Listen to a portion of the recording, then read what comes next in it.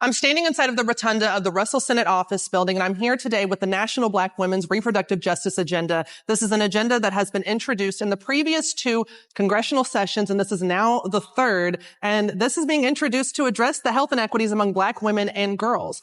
An organization that was started about 20 years ago by Black women to address the health concerns among our community. They're the ones behind this agenda. But I got some breaking news about a decision in the Supreme Court that just came down today. So in the Medina case, which is the case in which South Carolina said that Planned Parenthood cannot accept Medicaid funds because they perform abortions. Mind you, they're using the Medicaid funds not for abortions, but to provide basic health care like Pap smears and STI screenings and things like that. South Carolina said, you know what, you can't get any Medicaid funds because you provide abortions in other contexts.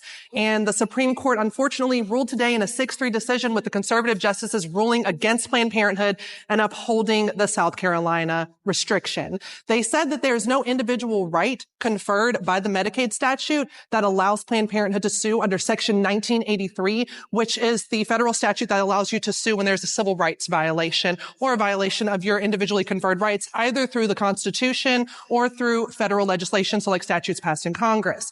The problem is that Justice Jackson, in her dissent, calls out exactly why this makes no sense, what the majority is saying. In 1967, about 2 years after the Medicaid statute was passed, they put in this provision about the freedom to choose your own provider in direct response to states trying to restrict people accessing certain providers using Medicaid funds. This has already been addressed. And she also talks about how the slippery slope fallacy that the majority talks about also doesn't make sense because there are other individual rights under the Medicaid statute that have been acknowledged by lower courts. There's not going to be some big whoosh into the courtrooms to suddenly bring a bunch of nonsensical rights under the Medicaid statute. That's not a concern. It's a complete fallacy. And she also calls out the nonsense that Clarence Thomas said in his concurrence, where he says, oh, you know what? We need to go ahead and rethink how we look at Section 1983. And she's like, no. You're just trying to make up stuff that isn't there. Let's stick with what's actually happening, what's reality, what's in the law, and not go against precedent. So we're going to stay tuned for more and see how Planned Parenthood is going to respond and whether there's another way to fight back against this decision. But in the meantime, make sure that you come around back to my channel to see what happens with the RJ agenda that's being released this afternoon.